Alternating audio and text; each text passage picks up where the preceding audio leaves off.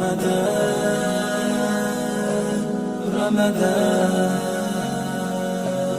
رمضان رمضان बिस्मिल्लाहिर्रहमानिर्रहीम। अस्सलामुअलैकुम to all my sisters and friends. I hope आप सब बिल्कुल ठीक होंगी और बहुत मज़े में अपनी लाइफ को एंजॉय कर रही होंगी।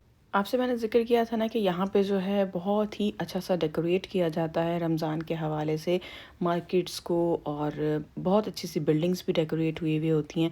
तो ये एस्ट्रा मार्केट्स हैं, ये मैं आपके साथ 2 दिन के क्लिप्स शेयर कर रही हूँ। तो ये पहले मैं एस्ट्रा मार्केट्स आई थी, यहाँ पे थोड़ा सा मुझे काम था, तो बहुत ही प्यारी सी इनकी डेकोरेशन थी, तो मैंने कहा आपके साथ भी शेयर करूं। बहुत अच्छी सी वाइब्स आती हैं यहाँ पे रमज़ान की ना।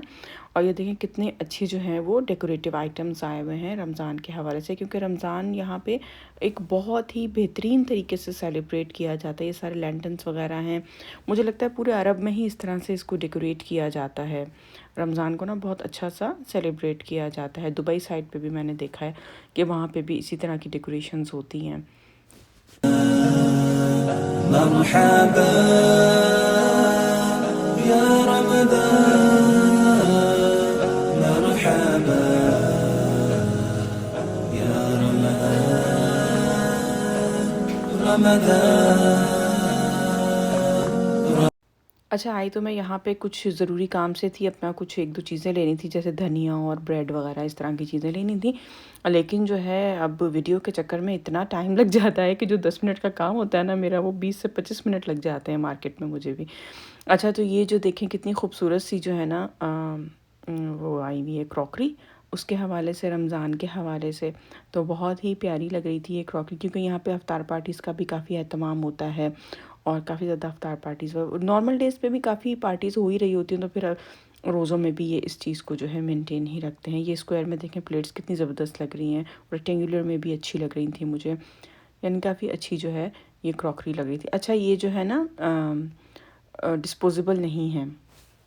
अच्छा, ये देखें, ये गोल्डन में जो लैंटर्न है ये कितना खूबसूरत लग रहा है। यहाँ पे ना गोल्डन में काफ़ी चीज़ें मिल जाती हैं, यानी गोल्डन में ज़्यादा वैरायटी होती है। ये तो ऑल दो वाइट एंड गोल्ड में है, लेकिन ये कि गोल्डन में जो है वो बहुत चीज़ें मिलती हैं। डेकोरेटिव आइटम्स से क्रॉकरी भी गोल्ड में ज़्यादा होती है। और ये देखें, ये डेट्स के लिए है, तो ये बहुत ज़बरदस्त लगती हैं इसमें डेट्स रखी हुई। और ये प्रोसिलिन में थे, ये भी अच्छे लग रहे थे काफ़ी। अच्छा, ये जो क्लिप्स अब आप देखेंगे ये लुलु हाइपर मार्केट के हैं, पार्क मॉल में है लुलु हाइपर मार्केट में, वहाँ आ गई थी पहले भी, जैसे मैंने ज़िक्र किया था। तो ये जो है ये पोर्शन है मीट और फ़िश वगैरह का। फ़िश तो ऑब्वियसली रोज़ों में बिल्कुल भी खाने का दिल नहीं करता, तो फ़िश तो लेने का सोचा भी नहीं जा सकता। अच्छा, ये देखिए, ये टॉर्टिया रैप्स कितने डिफरेंट से थे, तो मुझे था कि इसको ट्राई किया जाए कि ये बहुत अच्छे से लगेंगे। मुझे बड़े डिफरेंट से लगे, अब ट्राई करके देखेंगे कि ये कैसे हैं, तो फिर पता चलेगा। और होल वीट में थे ये ना। अच्छा, ये है कि अच्छा यहाँ पे देखें, मज़ा आ जाता है इस तरह की चीज़ें देखने का कि सर्दियों में आपको आम मिल रहे हैं, सख्त सर्दी और गर्मी का फ्रूट आपके सामने हो, और साथ ही आपके साथ ऑरेंजेस भी हों। तो देखें कितने अजीब अजीब से कॉम्बिनेशंस यहाँ पे मिलते हैं ना आपको, कि गर्मी का फ्रूट भी मिल रहा है और सर्दी का फ्रूट भी मिल रहा है। आप सर्दी इंजॉय करना चाहें, आप गर्मी इंजॉय करना चाहें, जो आप इंजॉय करना चाहते हैं फ्रूट की हिसाब से, तो आप उसको कर सकते हैं। अच्छा, लुलु से भी मुझे कुछ बहुत ज़्यादा काम नहीं था, लेकिन ये था कि चलें थोड़ा बहुत जो है मैं ले लेती हूँ। यहाँ पे लोकल मीट जो था ना वो बहुत अच्छा आया हुआ था, तो मुझे था कि चलें वो ले लेते हैं। और फ्रोज़न पराठे मैं ज़रूर रखती हूँ अपने पास, और जो जैसा कि पहले भी कई बार मैं ज़िक्र कर चुकी हूँ कि मैं जो हूँ वो कबाब ज़रूर बना के रखती हूँ। तो अगर कबाब और पराठे आपके फ्रीज़र में है ना, तो कोई और आपका साथ दे ना दे, ये ज़रूर आपका साथ देते हैं। ये आपके बुरे वक्त के बेहतरीन साथी होते हैं, ये कभी भी आपका साथ नहीं छोड़ते, क्योंकि झटपट आपने कबाब को फ्राई किया, पराठे को फ्राई किया, और आराम से जो है आप अपना खाना खा सकते हैं। चाहे आपको ब्रेकफास्ट करना है, लंच करना है, डिनर करना है, तीनों वक्त पे आपके लिए अवेलेबल होते हैं। मैं तो कबाब पराठे से कभी भी बोर नहीं होती हूँ। अच्छा, ये जो है ये समोसा पट्टी है। समोसे यहाँ पे बहुत खाए जाते हैं, बहुत बनाए जाते हैं। इवन अगर हम यहाँ पे ना ऐसा भी होता है कि रोड्स वगैरह पे भी अगर अफ्तार का टाइम हो जाए, तो अफ्तार जो है ट्रक्स खड़े हुए होते हैं या लोग खड़े हुए होते हैं, वो आपको उस टाइम पे जो है अवतार दे रहे होते हैं, जिस तरह से लोग डिस्ट्रीब्यूट करते हैं ना। और जो लोग मदीना गए हैं, मदीना में उन्होंने तो देखा होगा कि कितना बेहतरीन सा इंतज़ाम होता है इफ़्तार का। और ऐसा नहीं है कि सिर्फ मस्जिद नबवी में इस तरह से होता है, बल्कि अगर आप सफ़र में हैं और रोड पे आप चल रहे हैं ना, उस दौरान भी अगर टाइम हो गया है और तो फिर भी ऐसा, अब ऐसा नहीं है कि हाईवे पे भी, लेकिन ये कि जो सिटी अगर कोई करीब होता है ना, तो वहाँ पे भी उन्होंने दस्तरखान बिछाए हुए होते हैं, कैंप्स से जिस तरह से होते हैं ना, छोटे से टेंट लगा हुआ होता है और उसमें जो है इफ्तारी का एहतमाम होता है। अच्छा, अब जो मैं आगे आपके साथ क्लिप्स शेयर करूँगी ना, मुझे था कि चलें सेंटर पॉइंट का भी विज़िट कर लेते हैं। उसके अलावा मैं और भी शॉप्स में गई थी। अच्छा हाँ, ये जो है ना पार्क मॉल, ये इतना बड़ा है कि आप एक दिन में तो इसको विज़िट नहीं कर सकते बिल्कुल भी। तो मैंने सोचा चलें छोटी-छोटी सी जो है मैं चीज़ें आपको साथ-साथ दिखाती जाऊँगी। ये सेंटर पॉइंट है और यहाँ पे मैं आ गई थी ज्वेलरी के सेक्शन में। ज़ाहिर है ईद के करीब जो है ज्वेलरी, शूज़, बैग्स, ये चीज़ें जो है बहुत इन होती हैं। इनकी कलेक्शन ज़्यादा आई हुई होती है और इसकी सर्चिंग भी चल रही होती है, लोग भी ज़्यादातर यही ले रहे होते हैं। अच्छा, यहाँ पे ना इस तरह से होता है कि जो है सारी रात बाज़ार खुले हुए होते हैं। मतलब इवन अगर आप मगरिब के बाद भी मार्केट के लिए निकले ना, तो मगरिब के बाद भी आपको बहुत सारी जो है मार्केट्स और शॉप्स जो हैं वो बंद मिलेंगी। सुबह में तो बिल्कुल सन्नाटा छाया हुआ होता है। सिर्फ जो है बहुत जो ग्रॉसरी की ऐसी जो शॉप्स हैं ना, जो कि 24 आवर्स के लिए खुली हुई होती हैं, बस वही खुली होंगी। यानी हर जगह से आपको ग्रॉसरी भी नहीं मिलेगी। इवन बकाला, बकाला मीन्स यानी जो ये बिल्डिंग्स के नीचे छोटी-छोटी सी शॉप्स होती हैं ना, जहाँ पे आपको ज़रूर इमीडिएटली अगर कोई सामान चाहिए, तो वहाँ पे भी वैसे अच्छा खासा सामान होता है, जिसे हमारे पाकिस्तान में करियाना की दुकान या परचून की दुकान कहा जाता है। तो इस तरह की शॉप्स होती हैं यहाँ पे हर बिल्डिंग के नीचे। तो वो भी इवन बंद होती हैं। मॉर्निंग में आपको जो है बिल्कुल भी कुछ भी नहीं मिलेगा। लेकिन जो है जैसे ही तरावी ख़त्म होती है इशा के बाद, और जनाब यहाँ की रौनकें बहाल हो जाती हैं और इतनी कोई रौनक होती है कि दिन चढ़ जाता है बिल्कुल। आपको खाने पीने से लेके हर चीज़ मिलेगी और रात के 3-4 बजे तक यानी सहरी तक जो है सब कुछ खुला हुआ होता है। अच्छा, आप लोगों के यहाँ किस तरह से होता है रोज़ों में? मुझे ज़रूर बताइएगा। पाकिस्तान का तो मुझे आइडिया है। क्या इस तरह से ही होता है कि सारा कुछ जो है रात में खुलता है, या फिर नॉर्मल रूटीन जिस तरह से चल रही होती है, उसी तरह की नॉर्मल रूटीन चल रही होती है? अच्छा, यहाँ पे ना ऑफ़िस टाइमिंग्स और स्कूल टाइमिंग्स भी सब चेंज हो जाती है। यानी रोज़ों में यहाँ बहुत रिलैक्सेशन होती है।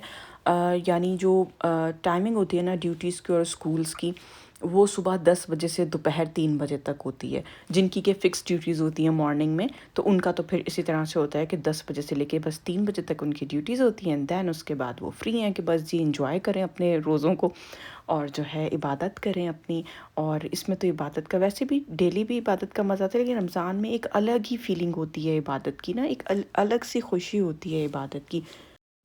अच्छा, रमज़ान ना बड़ा प्यारा महीना है। इसमें अगर आप कुछ भी करना चाहें ना, इसके गोल्स आपको पहले से सेट कर लेने चाहिए। ऑल्दो हमारा खाना पीना शॉपिंग हर चीज़ साथ लगी हुई होती है। शॉपिंग भी जो है मैं तो ये कहूँगी कि पहले से कर लें, क्योंकि जो है फिर आपके इतना टाइम वेस्ट नहीं होता है। ऑल्दो कि यहाँ पे शॉपिंग करना बहुत ईजी है, लेकिन फिर भी तरावी के बाद का टाइम ऐसा होता है कि इंसान को होता है कि अगर तो आपने रात जागना है, वो तो फिर एक अलग चीज़ है।